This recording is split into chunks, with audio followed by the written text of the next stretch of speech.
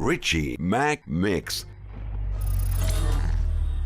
I'm usually homeboys with the same niggas I'm rhyming with, but this is hip-hop and them niggas should know what time it is. And that goes for Jermaine, Big Crit, Wale, Pusha T, Meek Mills, A$AP Rocky, Drake.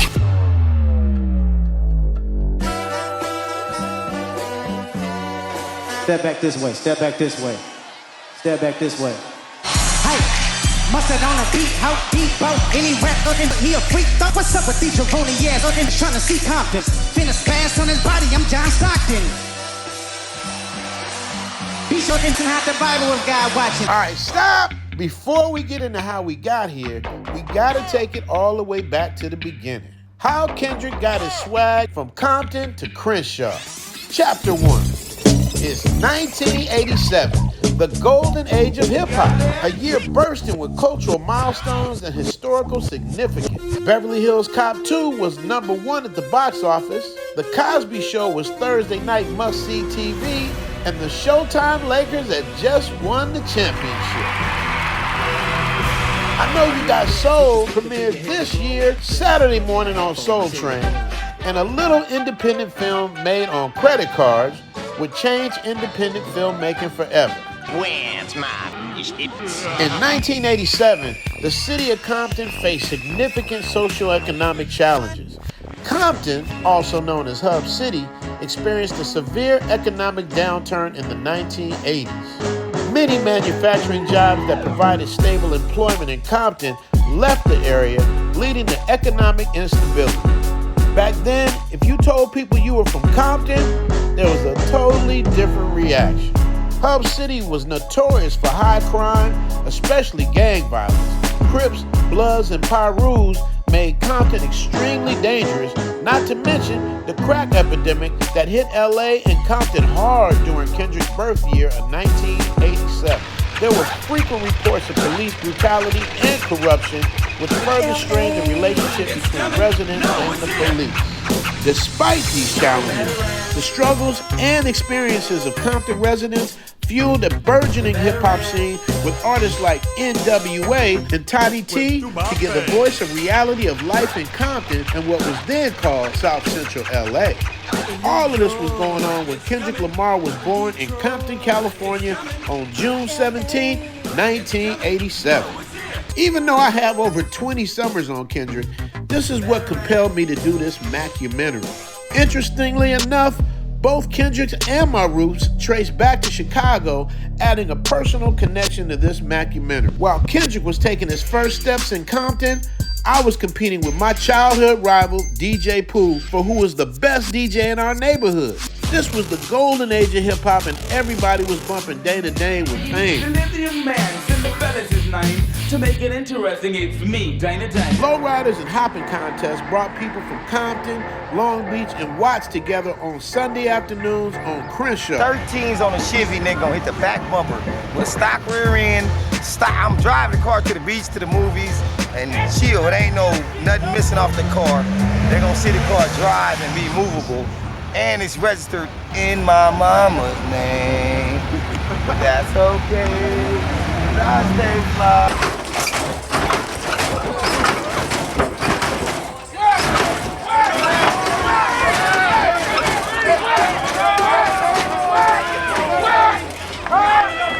Put it up!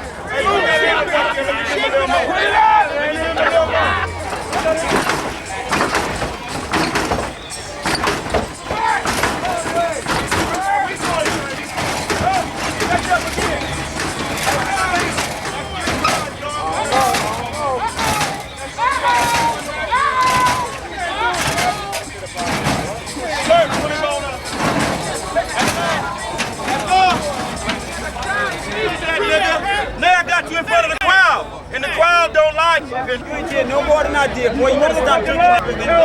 That's how we doing it on our side. What, you didn't think it was gonna do something? Also in 1997, DJ Pooh, who went on to co-produce with my man, the legendary DJ Bobcat, one of the best albums in hip-hop history, LL Cool J's Bigger and Deffer album, with songs like I Need Love and I'm Mad. All of this had to have had an impact on young Kendrick. DJ Pooh and I grew up about 10 minutes down the street from Compton in Inglewood, California, which later became Hawthorne, right down the street from the fabulous forum where Kendrick gave that monumental performance. If you've been rocking since day one, say hey, hey, hey, hey, hey, hey, hey. Follow me. Part 2, City of Compton. Compton was bubbling at the time as far as the rap scene goes. Pooh was always hanging out with rappers from Compton, bringing them to our neighborhood. This was before Eazy-E, Easy Does It. This was before NWA's Rock and Roll Hall of Fame breaking album Straight Outta Compton was still being crafted by DJ Yella and the legendary Dr. Dre. When Kendrick was a baby, legendary rappers from Compton were springing up left and right. DJ Quick dropped the Red Tape on cassette. Now, a lot of y'all youngins don't know what a cassette tape is. It's an analog tape that goes into a machine that plays music. We had 8 tracks in the 70s, cassette tapes in the 80s, CDs in the 90s, ADATs in the 2000s, and MP3s, and then streaming platforms. You youngins are so lucky you didn't have to have 1 million cassettes in your car and up to a 6 CD changer in the trunk. And let's not even get into being a DJ and carrying crates of records up and down them stairs. DJ Quick, who produced Kendrick's hit song King Kunta years later. I think they're from the same neighborhood, but don't quote me on that. In my opinion, DJ Quick never gets the credit he deserves as a musical genius. He was, as far as I can remember, the first blood to drop music in a world full of Crips. Back then, being a blood, you were a marked man. And for DJ Quick to put out where he was from on cassettes caused a rumbling in the underground scene. Even Crips listened to DJ Quick, so it was only right that they would eventually come together and make a hit song. I got a boner, but I ain't stressing. In my opinion, this is where Kendrick got his style, swag, and influence from Compton to Crenshaw. As far as well-known rappers from Compton, you had Mixmaster Spade, Going around my neck that would never fade. The name on the chain is Mixmaster Spade. Toddy T, and one of my favorites from the West Coast, the legendary King T is back again with a new topic. I wouldn't listen too close to this topic. But even before that, everybody in the West had to give it up to the pioneer of gangster rap on the West Coast, the iconic godfather of the West, Ice-T. 6 in the morning, police at my door. Fresh Adidas sweeping across the bathroom. But if we're gonna keep it a buck, even though Ice-T gets the credit for gangster rap on the West Coast, if we're gonna be completely honest, Ice-T gives the credit to Schoolie D from the East Coast. Yes, King, we're making that green. One by one, I'm knocking out. Back then, the East Coast influenced the West Coast till we were finally able to create our own sound. Fuck the police coming straight from the underground. A young nigga got it bad cause I'm brown. Now, I know I seem like I'm all over the place with this story, but it's gonna tie in later on. This is where the story gets interesting.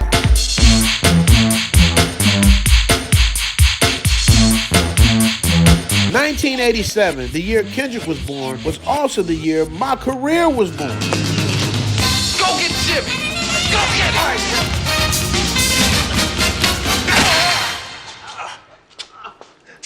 Johnny? Johnny? You better run before the police is gone. Johnny, it's Jimmy. Jimmy! Coño! Tommy! Tommy! Tommy! Talk to me, Tommy. I'm mad! I want revenge! Patience! A good guy! Tommy, hit me. 2 times. On the good foot. My first movie, Hollywood Shuffle, was so influential on black culture and independent filmmakers, people would quote scenes from the movie to this day. Even NWA was imitating me and my Hollywood Shuffle homie. Where's my bitches?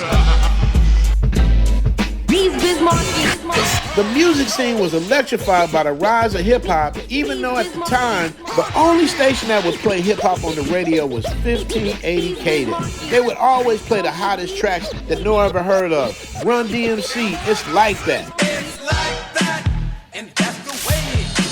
By the time Kendrick was in a stroller and taking his first steps, Eazy-E had dropped the classic album Easy Does It.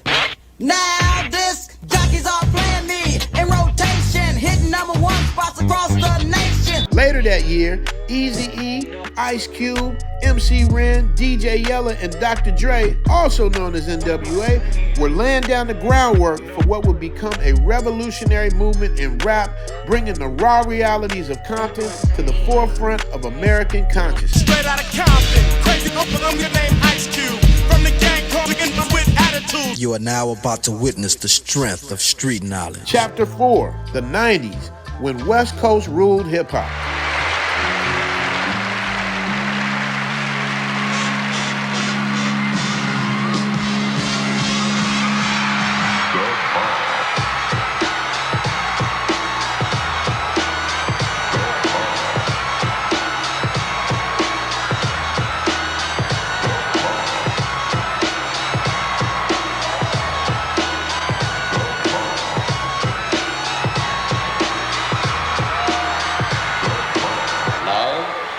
National anthem.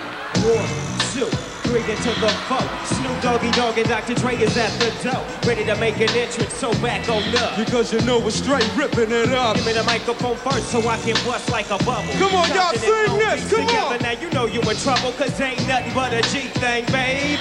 2 loped out G's, so it Death Row is the label that we unfadable, so please don't try to fade. Hell yeah. By now you had MTV Raps, Video Music, Jukebox, Rap City, 106th and Park, opened the doors for not only West Coast hip-hop, but hip-hop across the country.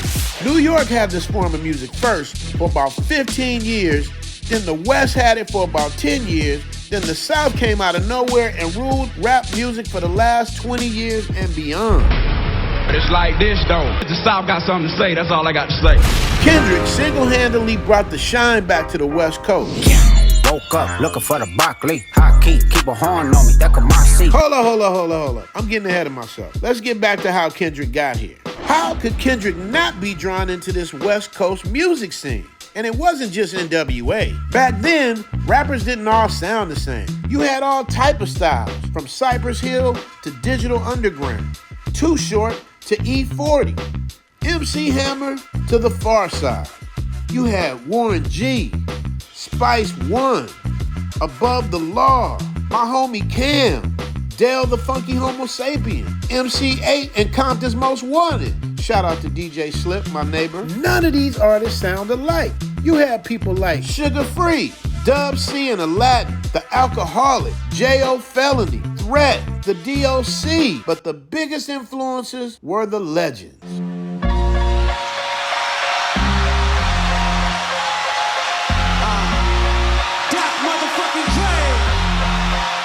Who's back? You still doing that shit, Trey? Oh, for sure. Yeah. Check me out. Here we go. It's still Trey Day, baby.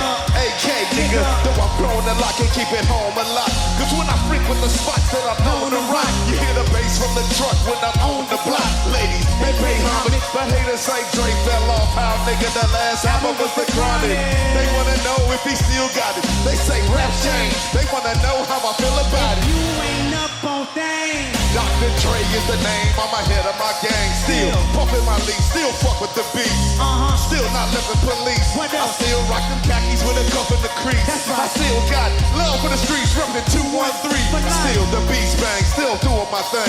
Since I left, ain't too much change. It's the DRE. J-Dot, you are the king of the West. That's the kind of shit kings do. And all the homies from the West, that was beautiful. That was fun to watch. Motherfucker, big three. It should beat me. What? I'm really like that. And your best work is a light pack. Prince out, live Mike Jack. For all your dogs getting buried, that's okay with all these nines. He gon' see Pet Cemetery. Jay-Z, Kendrick essentially admired Jay-Z's ability to balance commercial success with critical acclaim. Who are you looking at? I was always looking at J and M. Always. Influenced Kendrick's approach to rap. Nas's intricate lyricism and storytelling had a significant impact on Kendrick Lamar. Nas's ability to paint the vivid picturesque of urban life inspired Kendrick's own narrative style. And of course, his number one influence of all,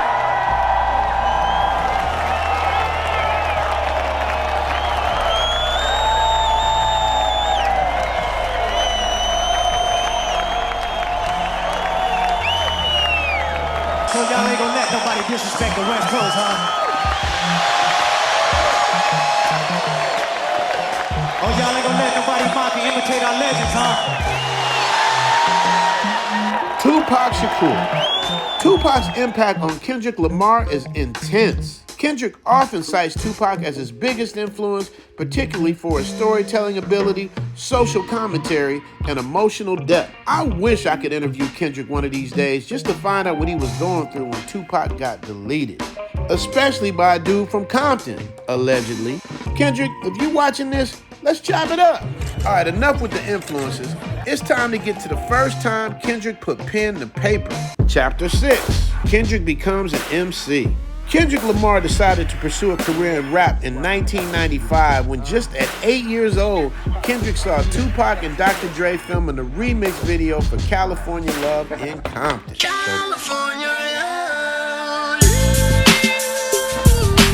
Kendrick began writing his own lyrics as a teenager, drawing inspiration from what he saw growing up in Compton and the music of his heroes. By 16, he released his first mixtape, Youngest Head Nigga in Charge, Hub City Threat Minor of the Year, under the name K-Dot. This mixtape gained local attention and marked the beginning of his journey to end up on the biggest night of his career.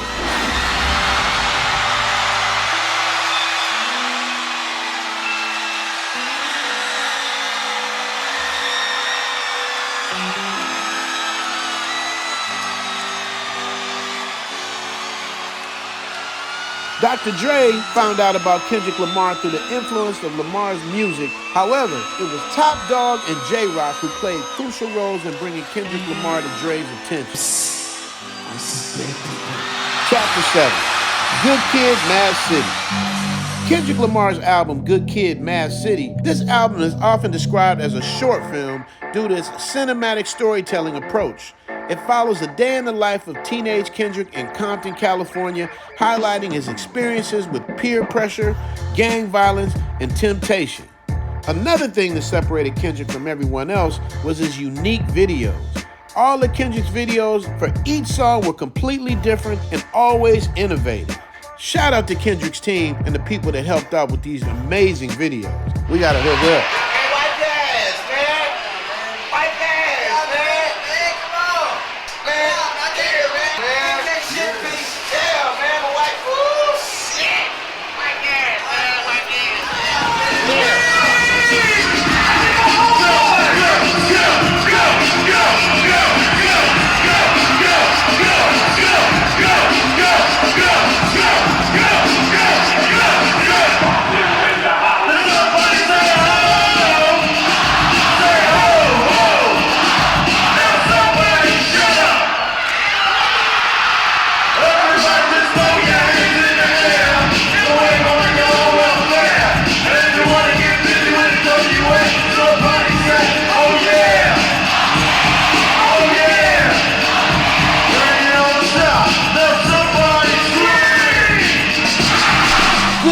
M.A.A.D City brought life back to the West Coast and played a crucial role in revitalizing West Coast hip-hop.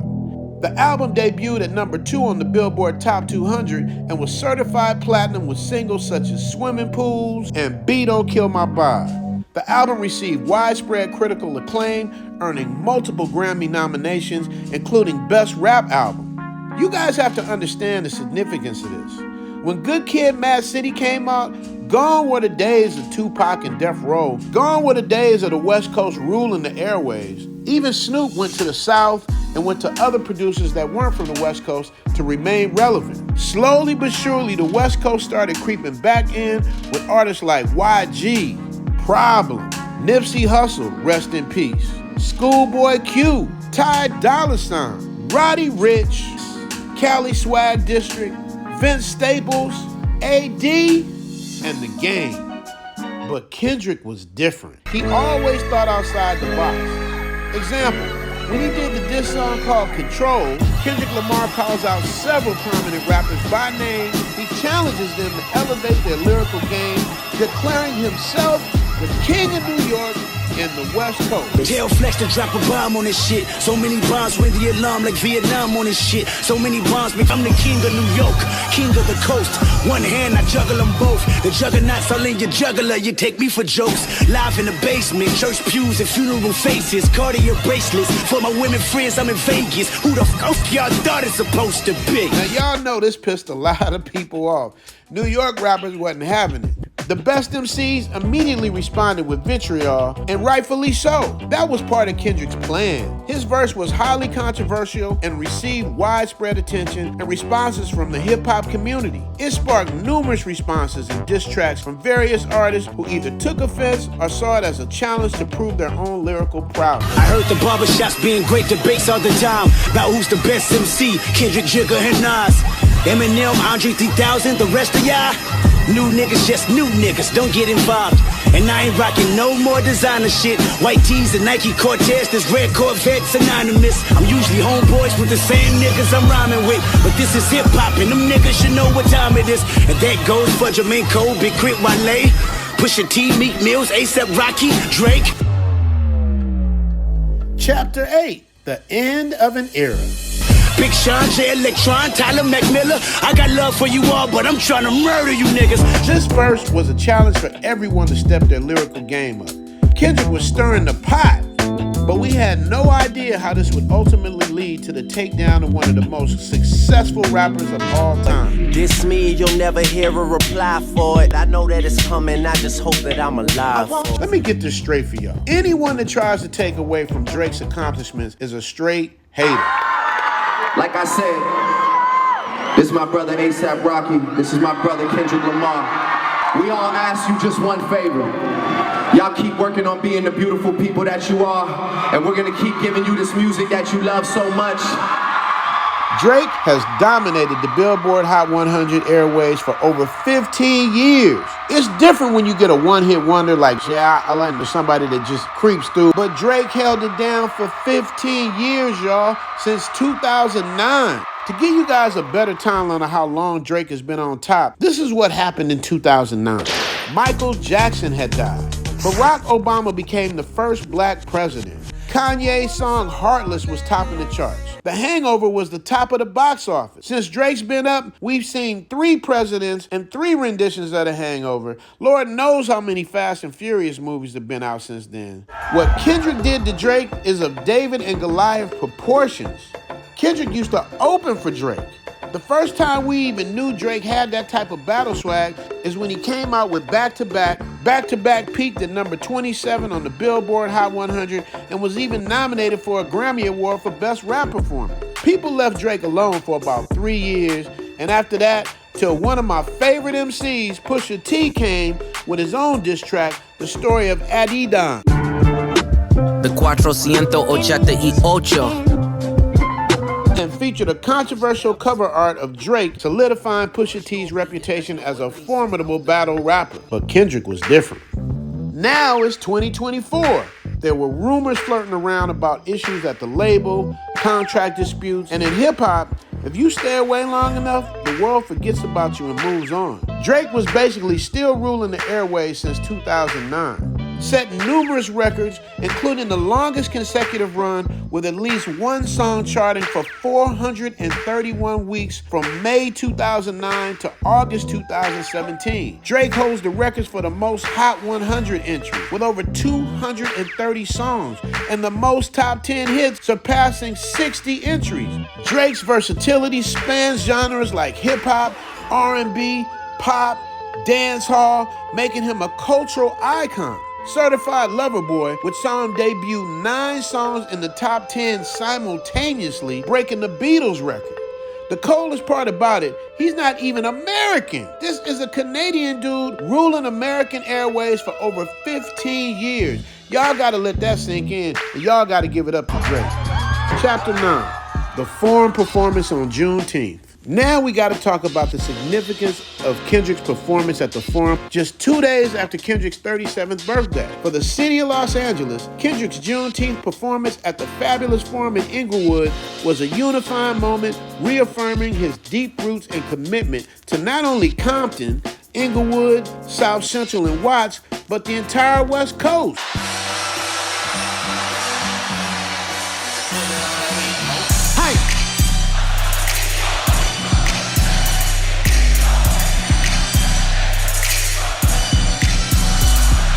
The energy that night was electrifying, as Kendrick not only celebrated his own journey, but also paid homage to the struggles and triumphs of the African American community in Los Angeles. It was said that if people bought tickets that weren't from the soil, they were immediately refunded their money back. This event showcased the transformative power of hip-hop as a platform for social change and cultural expression. Kendrick Lamar's impact on hip-hop is undeniable. His ability to weave personal narratives and broader social commentary has set a new standard in hip-hop. I didn't get to go to the concert, but watching it was electrifying. Feeling what I felt growing up right down the street from where this happened made me feel like I was still there. This performance at the Fabulous Forum took me back to my childhood. I remember watching everybody from the Jackson 5 to the Harlem Globetrotters to Rick James and Prince to the Showtime Lakers. To see all of these different sets from LA celebrating each other with no problems and no drama reminded me of the LA riots. Like Kendrick said, after losing Kobe and after losing Pac, we needed a beacon of hope and inspiration, reinforcing the idea that through art, we could continue to drive conversations and create change. As I get ready to head back to Thailand, I got a smile on my face, knowing my city is thriving with the spirit of resilience and creativity. Just like it had in 1987 with my first movie, embodied by artists like Kendrick Lamar, who continues to inspire and uplift through their music and community impact. Thanks for joining me on my mockumentary through the life and career of Kendrick Lamar and where he got his swag from, Compton to Crenshaw. If you enjoyed this video, please like, subscribe, and leave your comments below. Don't forget to turn on the notifications and stay updated with all of my latest content. For me and everybody at the Zoom Tribe, you know what I'm about to say, right? Theme music. Hey, mustard on a beat, how deep out any rap nigga here. Hands down, calling ambulance, tell him breathe, bro. Nail a nigga to the cross, he walk around like, what's up with these jabroni ass niggas trying to see Compton? The industry can hate me, I'm in on. How many ops you really got? I mean, it's too many. I'm finna pass on his body, I'm John. Beat your ass and hide the Bible with. Sometimes you gotta pop out and show niggas. Certified boogeyman, I'm the one that up the soul with him. Walking down whole time, I know he got some hole in them. Pull on him, extra shit, bullies they're throwing him. Say, I hear you like him. You better not ever go to cell block. See any bitch that talk to him and they in love, just make sure you hide your little sister from him. They tell me Charles the only one that get your hand down and party at the party playing with his nose. And Baka got a real case, why is he around? Certified lover boy, certified. That fuck him up. I'ma do my stuff. Why you trolling like a bitch, ain't you? Trying to strike a chord.